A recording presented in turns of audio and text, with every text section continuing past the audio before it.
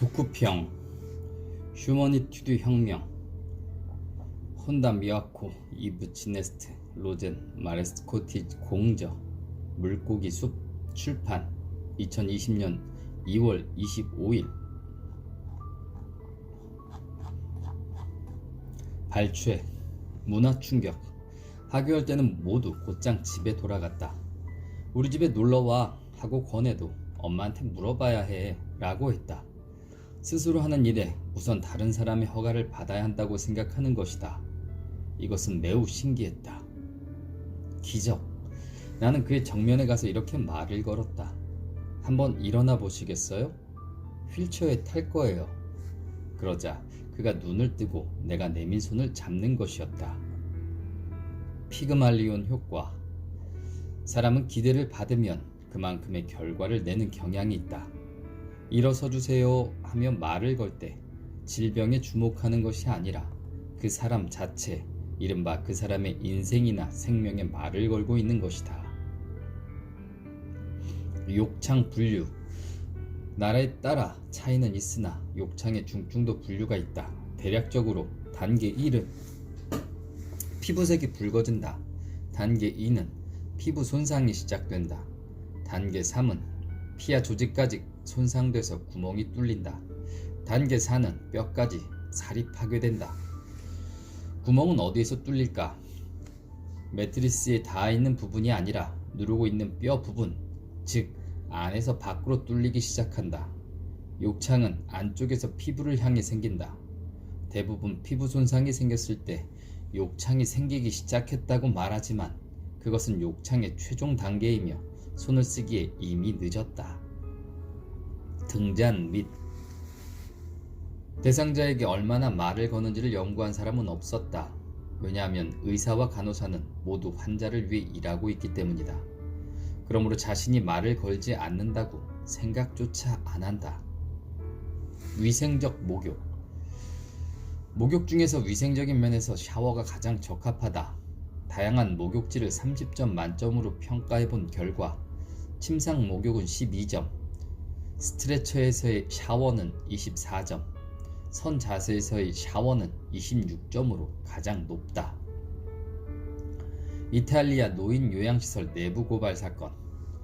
몰래 이루어진 카메라를 통한 조사로 7명의 간병인이 체포됐다. 직원들은 치매에 관한 훈련을 전혀 받지 않았다고 한다. 그들은 무지 상태에서 방치되고 있었던 것이다. 당신이 아무리 친절한 사람이라도 기술도 없이 이 직장에서 일을 한다면 반년 후에는 자신도 모르는 사이에 학대하고 있을 가능성이 높다는 말이다. 노인들은 말을 하지 않고 누구와도 눈을 마주치지 않으며 분뇨 냄새가 나고 일어서지도 않는다. 이미 그들은 인간이 아니기 때문이다.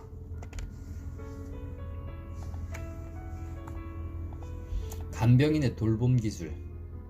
간병인은 치매 대상자가 자신의 행동을 5초 정도면 잊어버린다는 사실을 이해하지 못해 잠을 자라니까요 하며 4번째는 난폭하게 잠을 재운다.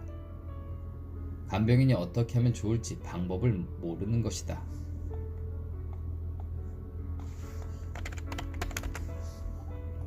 이원 철학 비판. 데카르트가 감정보다 이성이다 하고 언급한 점을 비판한다. 감정은 자신의 몸이며 자신의 감성에서 나온 것이다. 나는 이 개념에 힘을 얻어 감정과 친절이 케어에서 힘이 되며 소중하다고 당당히 말하게 됐다.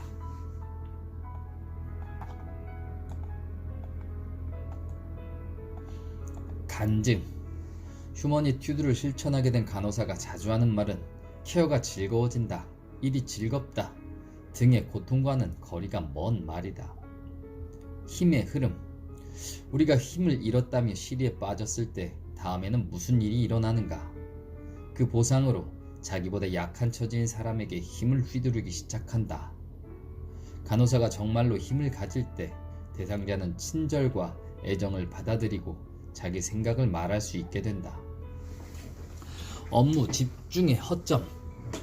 치매 환자는 공격하려던 것이 아니라 자신을 지키려던 것뿐이다. 오히려 공격한 사람은 케어하는 쪽이다. 다른 사람의 음부를 만질 수 있는 경우는 상대방이 그것을 바랄 때뿐이다. 무리하게 만지면 그것을 폭행이라고 한다. 이 사실을 모르는 사람이 많은데 업무를 이행하는 데만 집중해 있기 때문이다. 음부 닦는 법. 정면에서 다리를 무리하게 벌리지 않는다.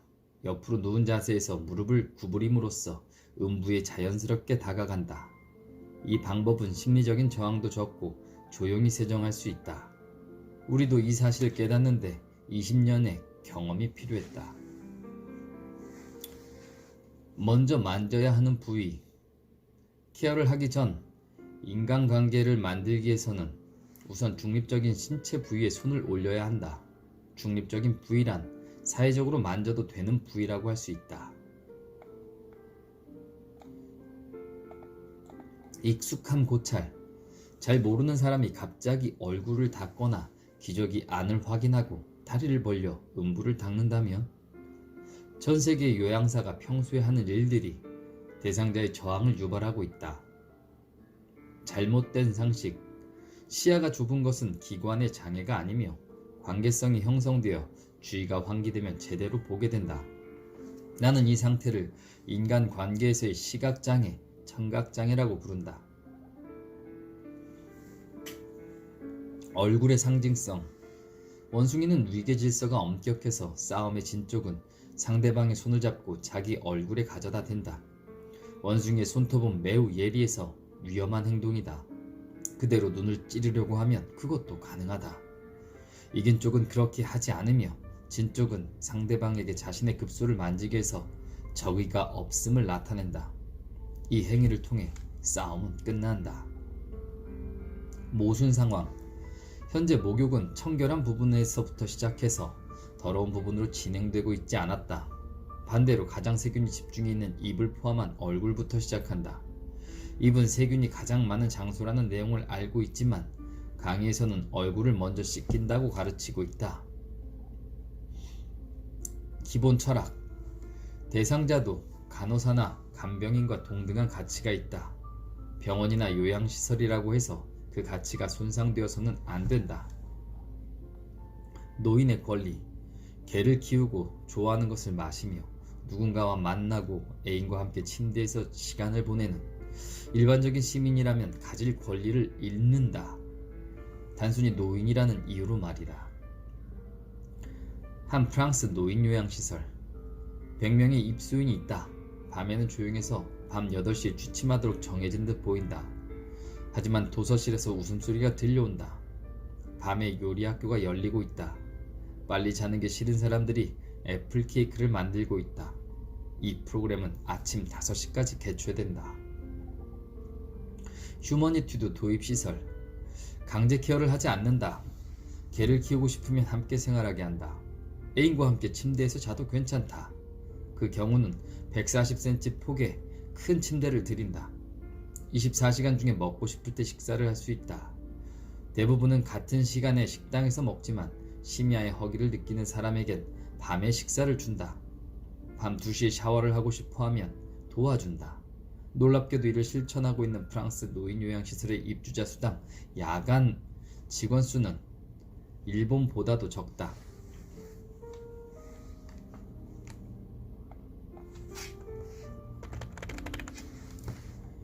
생리적 욕구에만 치중한다.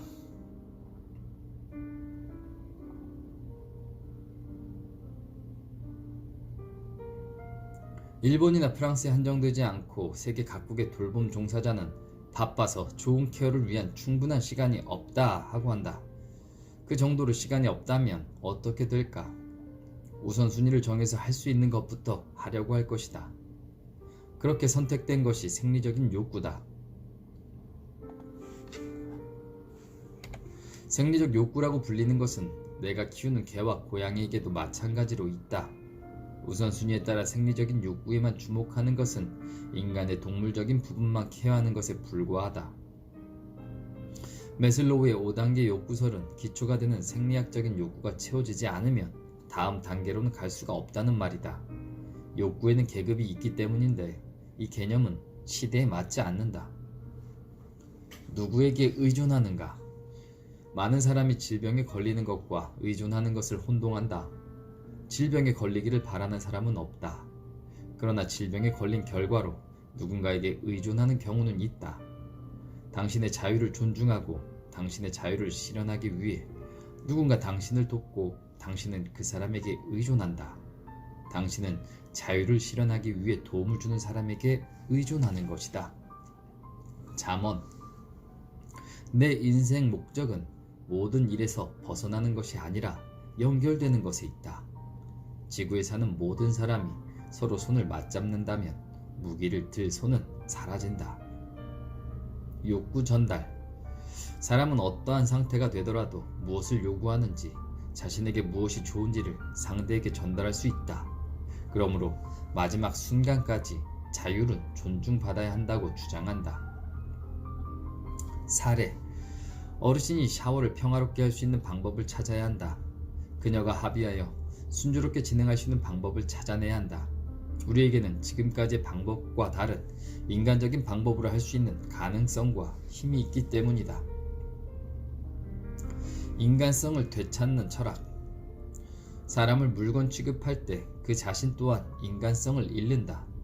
상대에게 사람으로 인정받고 자신도 상대를 사람으로 인식한다. 이것이 휴머니투드의 이념이며 가치다.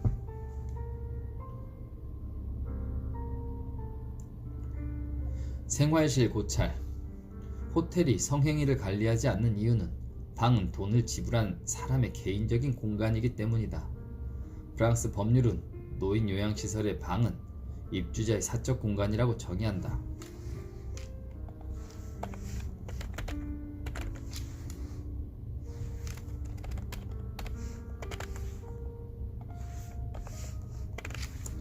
사례 고찰. 빈번하게 자위를 하는 90대 여성이 있다. 병이나 막대 등을 질에 넣으려고 해서 위험했다. 직원은 상처를 입을 수 있다며 여성의 손을 묶었다. 휴머니투드 팀은 성인용품을 제안했다.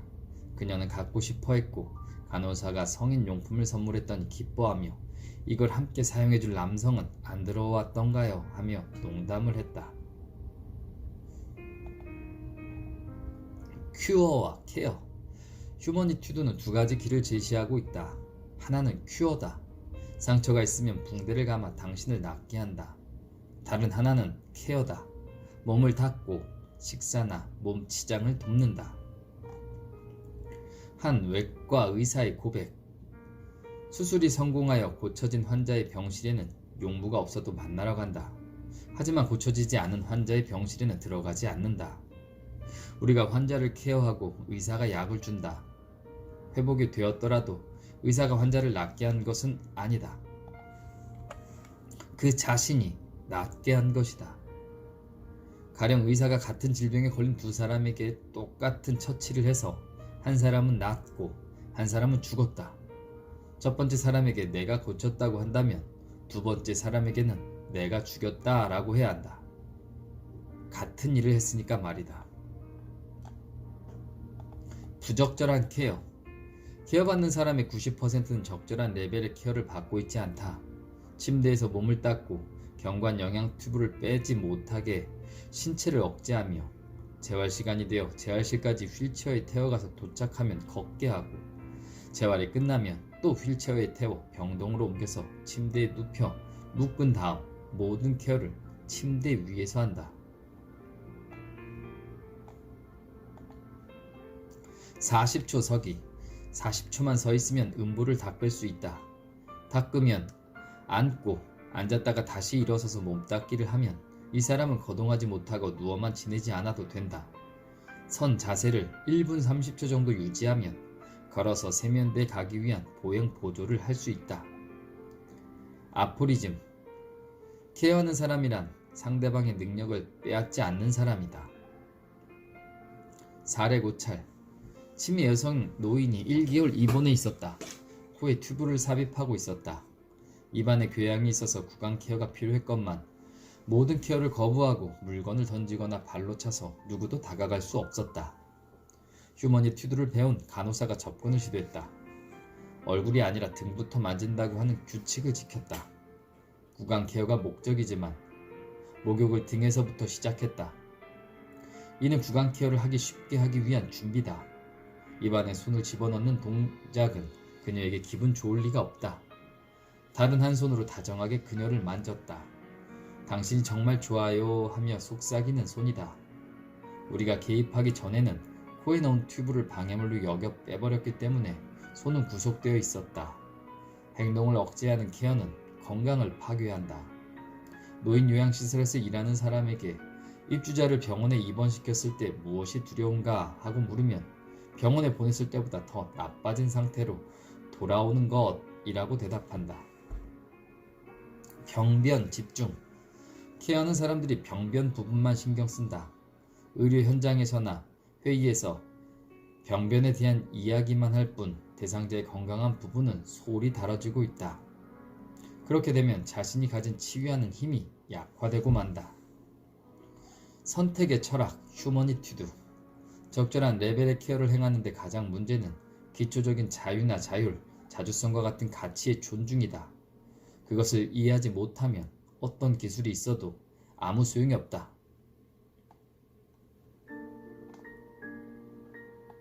사례관리 필요성. 어떤 의사가 이런 얘기를 해주었다. 휴머니튜드를 도입하기 전에는 자신이 하는 것만 보면 됐다. 폐렴이라고 하면 폐렴만 고치면 그만이었다. 물리치료사도 마찬가지로 보행훈련만 하면 됐다. 최종적으로 대상자가 어떻게 되는지를 그 누구도 지켜봐주지 않았다. 적은 돌봄 인력 해법. 첫 번째 해결책은 가족이 24시간 면회할 수 있게 한다. 이런 환경에서 대상자가 안정할 수 있다.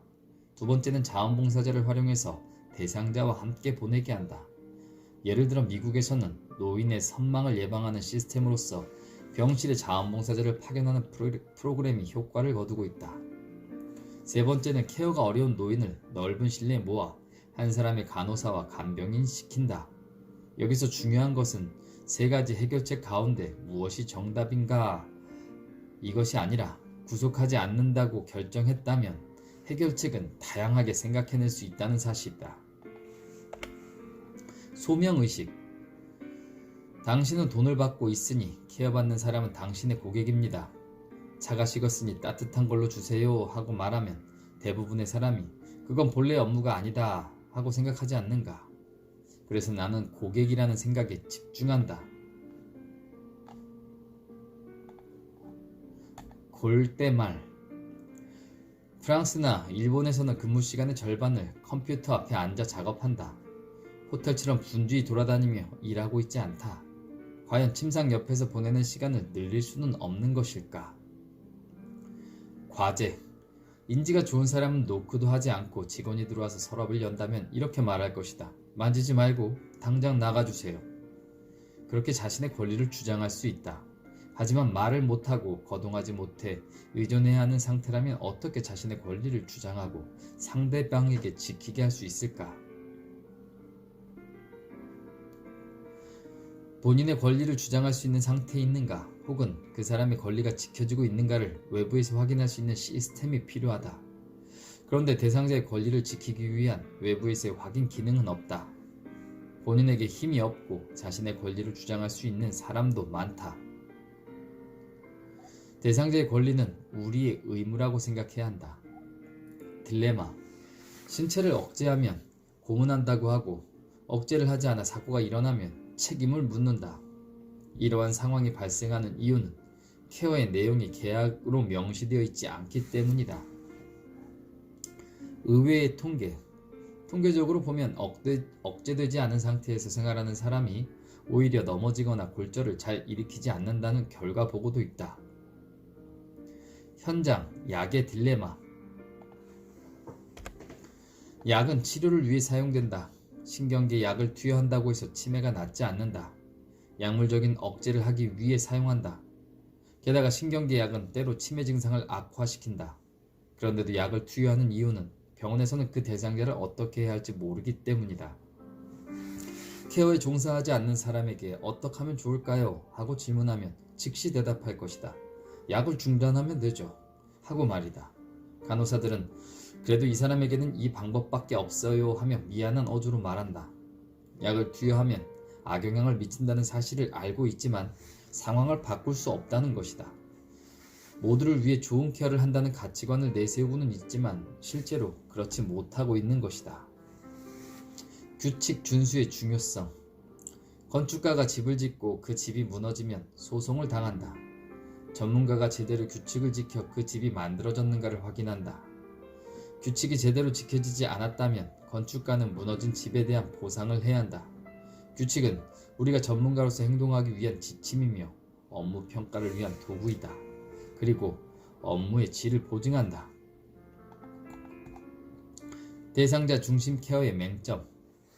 휴머니티드의 철학을 실행하겠다고 결정했다면 더는 치매 대상자를 깨울 수 없게 된다. 그것이 상대방을 존중하는 행위이기 때문이다. 휴머니티드는 케어받는 사람을 중심에 두는 것이 아니라 사람과 사람의 관계, 유대관계의 질을 중심에 둔다. 좋은 질의 유대관계라면 케어하는 사람도 케어받는 대상자도 만족할 수 있다. 케어받는 사람을 중심에 둔 위험성은 그 밖에도 더 있다. 일본 간호사의 연간 이직률은 10%를 넘는다고 들었다. 케어 종사자들은 번아웃 증후군에 시달리고 있다. 이른바 일 때문에 불행을 느끼는 것이다. 본질.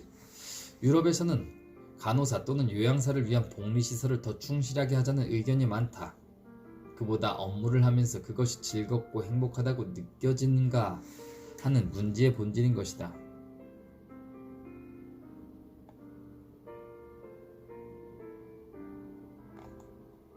당위의 거부감.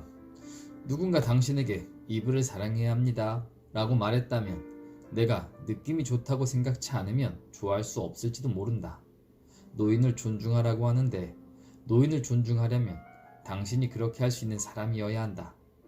상사가 당신에게 존중하세요 하고 명령하면 당신에게는 존중해야 한다는 의무가 된다. 예의와 문화. 치매 노인이 물 마시기를 거부하여 탈수 증상이 나타나고 있다. 평소 해결책은 두 가지다. 하나는 튜브를 코로 삽입한다.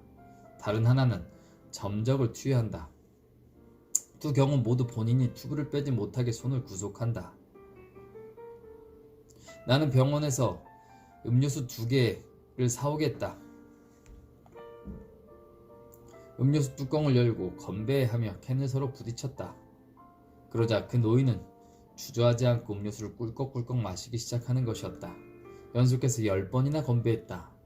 그가 마시고 싶지 않은 생각을 하려면 건배를 통해 예의를 표할 필요가 있었다. 케어한다는 말은 바로 이러한 것이다.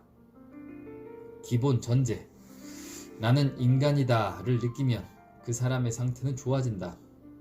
휴머니티드의 실천에는 생리학적, 심리학적, 철학적 측면이 있다.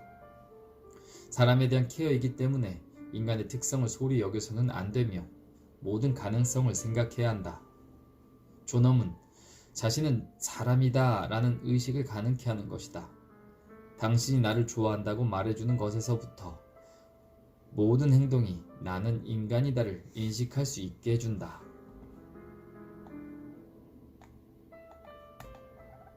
무서운 가정. 인류가 우주인과 교신할 수 있다고 하자. 만나고 싶어.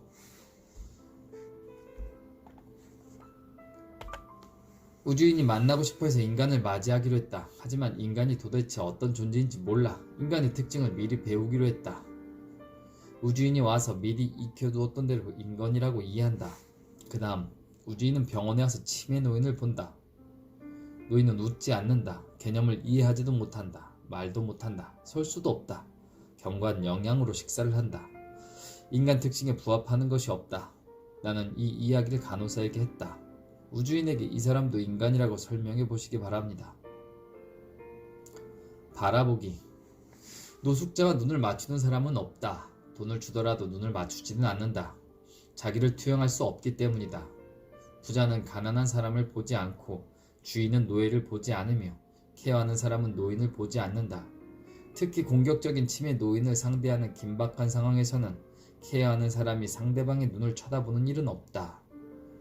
목욕 케어에서도 시선을 맞추려고 하지 않는다. 케어받는 노인은 오랫동안 눈을 맞추지 못한다. 당신은 소중하다, 가치 있는 사람이다 하고 말해주지 않는 것과 마찬가지다. 이러한 공격적인 케어를 당했다고 느낀 체험이 감정기억에 남기 때문에 케어를 받는 사람도 공격적으로 바뀐다. 하지만 이는 공격이 아니라 자신을 지키기 위함이다. 케어할 때 상대방을 본다고 생각하지만 실제로 보는 것은 상대방의 눈이 아니라 자신이 일하는 부분이다.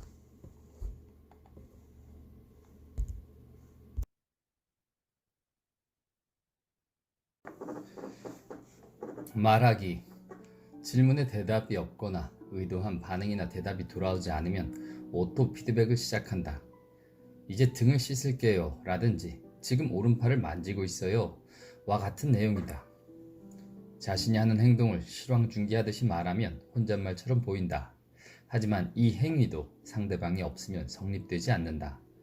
이를 통해 커뮤니케이션의 시간은 늘어난다. 경우에 따라서는 15배가 되기도 한다.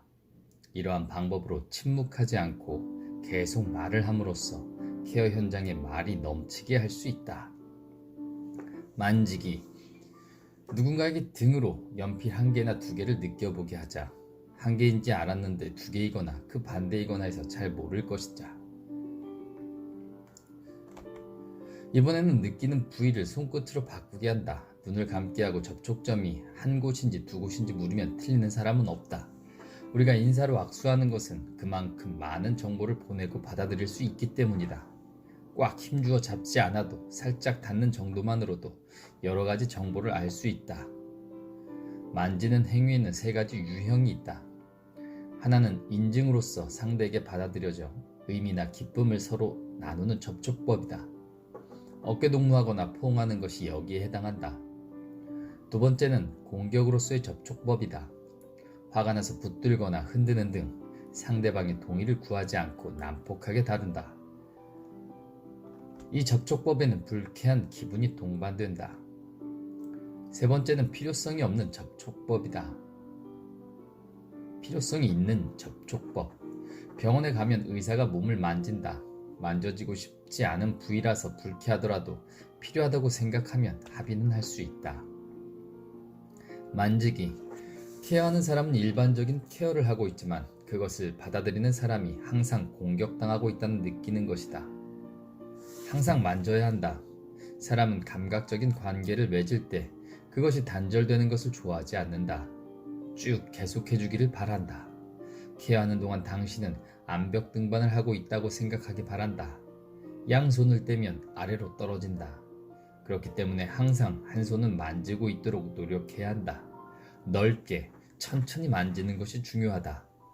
만졌더니 상대방이 기뻐하는지 아파하는지를 알 수 있었어요. 서기. 48시간 누운 채로 있으면 인대는 굳어 관절의 가동 범위가 좁아진다. 관절을 원활하게 움직이게 하려면 일으켜 세우거나 걷게 해야 한다. 80살인 사람이 일주일 움직이지 않으면 근육은 15% 저하되고 3주일 움직이지 않으면 45% 정도 저하된다. 근육을 유지하려면 걸을 필요가 있다. 몸을 움직이고 걷는 것은 지성의 근간이며 또 인간임을 증명하는 것이기도 하다. 케어하는 사람은 반드시 이해하기 바란다. 상상해보기, 적용 가능성. 나라면 우선 휠체어로 데리러 가서 방 앞 10m에서 기다린다. 도움을 주면서 10m를 걷게 한다. 식사가 끝난 후에도 10m만 걷게 하고 그 이후는 휠체어에 태워 방으로 돌아온다. 그렇게 하면 적어도 10m는 스스로 걷는 힘을 유지할 수 있기 때문에 거동을 못해 누워 지내지 않아도 된다. 제3의 탄생. 오늘 다시 간병인을 통해 사람으로서의 관계를 맺음으로써 다시 한번 우리 세계로 되돌아온 것이다. 이것이 제3의 탄생이다. 우리의 목적은 휴머니튜드의 유대로 인간 세계에 되돌아오는 것이다. 그리고 우리는 결과에 대한 책임은 없다. 잘 되면 그걸로 충분하다. 잘 되지 않아도 어쩔 수 없다. 왜냐하면 어르신들은 우리의 소유물이 아니기 때문이다.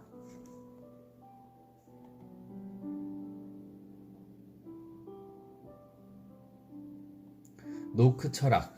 입수한 사람에게는 자신의 장소가 없다.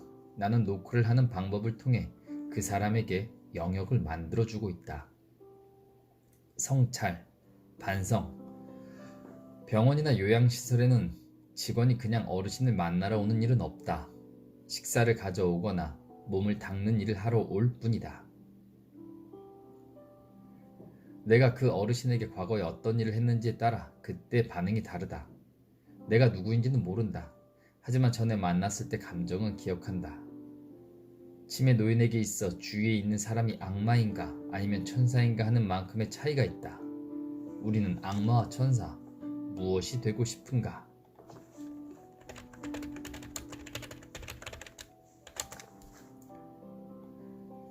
재회 약속. 약속의 내용은 기억하지 못해도 화는 사람이 오면 웃는 얼굴로 맞이해준다. 재회의 약속은 유대관계 속에 자신이 있다고 하는 감각을 불러일으키는 데 중요한 단계다. 기타. 토막상식. 루마니아는 24년간에 걸쳐 차우세스쿠가 지배했으며 노동력을 높이기 위한 인구 증가 정책이 시행되어 임신, 중절과 이혼이 금지되었다. 정부는 아이를 5명 이상 낳지 않는 여성을 매월 조사하는 일까지 벌였다. 낙타 이야기. 몽골에서는 지방에 따라 낙타가 생활에 꼭 필요하다.